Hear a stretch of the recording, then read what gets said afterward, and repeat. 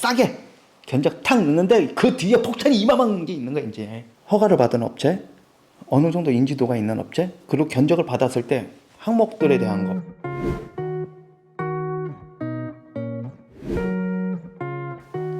안녕하십니까, 건축사 안선생 안홍준입니다. 철거업체 엄청나게 많습니다.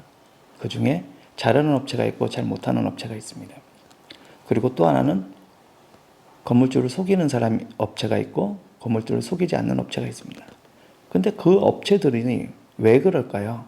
라는 생각을 하게 되어지면, 이쪽 건물주 측에서는 저 건물을 다 철거를 하는데 에 대한 조건을 내걸면서 이제 설거비에 대한 견적을 받는데, 사실 철거라고 하는 건 보이는 게 있고 보이지 않는 게 있어요. 그리고 보이지만 엄청 중요한 게 있고 엄청난 비용이 들어가는 것들이 있어요. 그거에 대한 어떤 항목에 대한 걸 정확하게 리스팅을 다 하셔야 돼요. 이 항목에 대한 리스팅을 전부 다 하게 되어지면 철거업자가 건물주한테 철거 다 한 다음에 어떤 추가적인 비용이라든지 어떤 추가적인 협상, 이걸 요구할 수가 없어요. 예를 들어서 우리가 보통 보이는 것이라고 한다면 보여지는 건물, 보여지는 담장, 그다음에 보여지는 어떤 오래된 수목들, 그다음에 장독 이런 자폐기물들, 그다음에 옹벽들, 그런 것들, 그다음에 땅 속에 있는 어떤 무언가, 반공호 같은 거, 아까 말씀드린 반공호, 기름 탱크, 1960년대, 70년대, 80년대, 특히 70년대 후반에서 90년대 초, 요 사이에는 기름 탱크도 있습니다. 그 기름 탱크 외에 정화조 탱크도 있고, 아니면 옛날 푸세식 화장실도 있고, 이런 것들이 있어요. 보이지 않는 것들. 그러니까 보이는 거에 대한 견적은 누구나 내요. 근데 보이지 않는 것들은 이 업체들이 숨겨요. 우리가 보통 어떤 물건을 사고 협상을 할 때 1, 2, 3, 4, 5 이거 다 사는데 얼마입니까 하면서 협상을 하죠. 그러면 이거는 사는 사람이 협상에 우위를 점할 수가 있어요. 그런데 내가 1번, 2번, 3번, 4번을 사고 4번, 5번, 6번을 안 샀다. 예를 들어서 이거는 없을 수 있으니까 안 샀다. 그런데 나중에 1, 2, 3, 4를 철거를 하는 와중에 5, 6번이 땅속에서 나왔다고 한다면, 그때는 이제 철거업체는 세게 부릅니다. 보편적으로 봤을 때 조그마한 거 하나 철거하는데 100만 원, 200만 원이라고 한다면 자기가 들어왔기 때문에 딴 놈이 못 들어오거든요. 그럼 500만 원, 600만 원 불러봅니다. 안 할 거예요? 할 수밖에 없어요.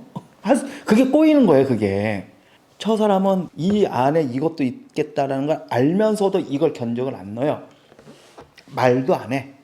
그냥 왜 말하면 복잡해져. 그러니까 말도 안 해. 1, 2, 3, 4만 이야기해. 그래서 1, 2, 3, 4에서 저가를 딱 만들었는데, 이 사람 머릿속에는 저쯤 땅 속에 정화조가 있을 거고, 저쯤 땅 속에 방공호가 있을 거고, 저기 이 정도 집에는 옛날 기름 탱크가 있지. 그러면 기름 탱크에 흙도 만만치가 않단 말이야. 이제 이런 것들. 그 다음에 또 하나가 저 뒤에 있는 저 지붕에 있는 건 옛날 슬레이트. 저거 완전 성면 덩어리인데, 저거까지도 이야기하지 마. 그냥 일반 가변종만 넣어. 해서 그냥 싸게. 견적 탁 넣는데 그 뒤에 폭탄이 이만한 게 있는 거야. 이제 이만한 게. 앞에 보이는 건 요만한데 뒤에 보이는 폭탄이 이만한 게 있는 거예요. 본철거는 2천만 원인데 본철거 이외에 나머지 또다시 한 2천만 원 청구가 들어가요. 얘를 전체를 다 묶어가지고 견적을 넣으라고 한다면 2,500에 끝나는데, 뒤에 혹 붙은 것들을 딱 하다 보니까 이거 더 주셔야 된다. 더 못 주면 우리가 안 해. 당신 못 해. 이게 놈을 갖다가 이제 압박하고 들어온단 말이죠. 그렇기 때문에 철거 업체들 중에 그런 야바이 같은 애들이 있어요. 정상적인 업체들이 있어요. 근데 야바이도 있어요. 안 당하시려면 허가를 받은 업체, 어느 정도 인지도가 있는 업체, 그리고 견적을 받았을 때 항목들에 대한 거, 발생할 수 있는 항목들 일괄로 해가지고 뭐 발생 시 요 정도 규모에서는 얼마 협상할 때, 그러면 나오면 그냥 다 철거해줘. 이제 이런 식으로 협상하면 그러면 한 2,300, 400 요 정도에서 합시다. 오케이. 그러면 도장 딱딱딱 찍고 한단 말이죠. 그런데 이제 여기서 이제 좀 더 똑똑한 사람은, 이제 저희 같은 경우는 이제 건물을 설계를 갖다 하면 이제 기존 건물 철거에 대한 것까지 다 할 때 저걸 싹 철거를 하게 되어지면 나중에 건축 허가를 받는다거나 무언가를 할 때 근거가 없는 상황이 발생할 수 있는 게 있어요. 땅의 높이라든지 어떤 주변과의 환경이나 옹벽의 위치나 이런 것들, 그런 것들은 그냥 흔적으로 남겨놓은 상태에서 정리를 해 들어가야 돼요. 그래서 철거도 1단계 철거가 있고 2단계 철거가 있어요. 1단계 철거는 진짜 말맞다나 기존 건물에 대한 전체 철거. 2단계 철거는 옆집과 민원이 발생할 수 있는 요지에 대한 건 본 건설회사가 들어왔을 때 얘네가 책임지도록 2차 철거를 남겨두는 거야.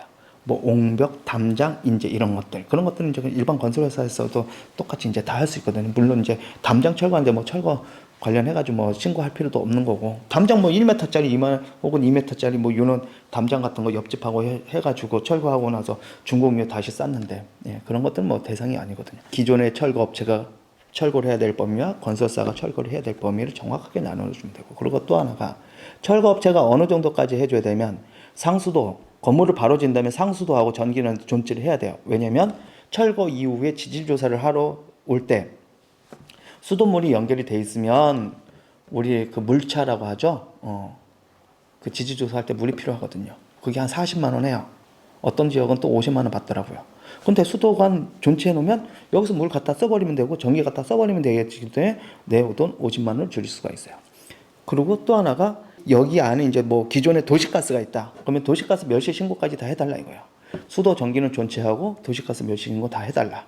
그리고 배수, 오수 배수 나오는 거는 그 부분은 좀 이렇게 하수관로 연결되는데 그 부분은 잘 존치를 해달라. 그렇게 딱 연기해 놓으면 이제 행정상에 아무 문제 없어요. 그리고 철거업체 할 때 철거업체도 관에서 지정하는 경우도 있지만 뭐 일부는 이제 그 철거업체가 그 감리를 데려오라고 해가지고 같이 견적을 포함해가지고 진행을 하셔도 되어지는 부분이 있고, 그렇게 하게 되어지면 이제 특별한 문제가 없이 이제 모든 것들이 이제 다 정리가 되어지는데, 그런데 이제 저희는 보통 이제 그런 견적, 철거업체로부터 견적 받을 때 추가로 한마디만 더 합니다.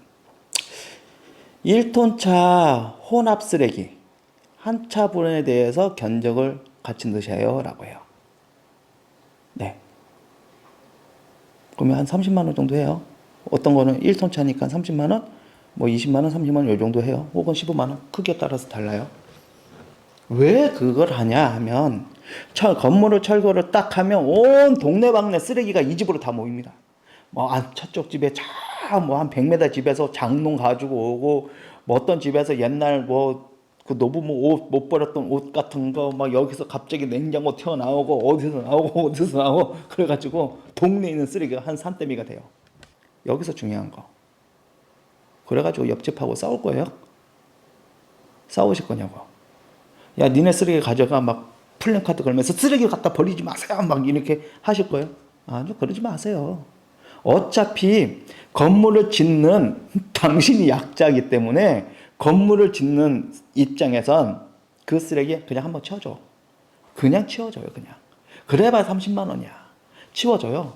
치워주면 좋은 게 뭐냐. 우민동 갈 때 느꼈어요.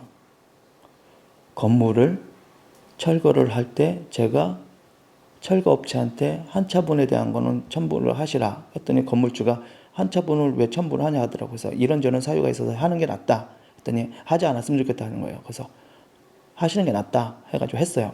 아니라 달라 쓰레기가 엄청 나왔어요. 엄청. 그리고 그 업체는 되게 좋았던 게 플랜카드까지 걸었어요. 철거 언제부터 언제까지 합니다. 그러면서 이제 동네에 보여지는 그 묵힌 쓰레기들 있죠. 뭐 어떤 집 앞에 보면은 막 이상한 돌 같은 것들이 이렇게 있고, 어떤 집 앞에 보면은 막 오래된 뭐 폐가전 같은 거 있고, 동네에 있는 아줌마들이 갖다 버리는 쓰레기는 다 받아주시라고 그냥 해가지고 그냥 그 항공마대 같은 거 하나에다가 그냥 다 집어넣으라고. 그래서 다 집어넣어가지고 한 틀에 모아가지고 한 번에 빼버리시라고 그냥. 그러다 보니까 그게 한 2개 정도 되어지니까 나머지는 그냥 다 쓰레기 차에다가 다 쓸어가지고 다 내보내다 보니까 우선 동네 사람들하고 건물주하고 첫 번째 관계 맺기가 너무 좋은 상태에서 시작을 하는 거예요. 저쪽 집에서 우리 쓰레기도 치워줬고, 저기 뭐 공사한다고 하는데 뭐 특별하게 뭐 우리 집한테 피해가 없으면 그렇게 뭐 이야기를 안 하는 사람들이 많아요.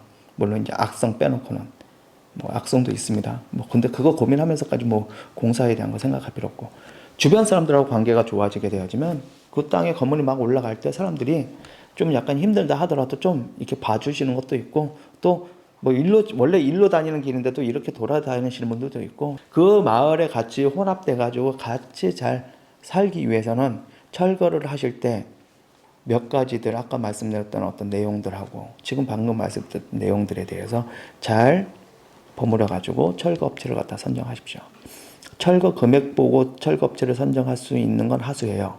철거 내용을 보고 철거 업체를 갖다 선정하시는 게 아주 바람직한 철거 업체 선정이 되겠습니다. 건축 관련해 가지고 궁금하신 거 있으시면 언제든 전화 주시고. 이상 건축사 안 선생이었습니다. 감사합니다.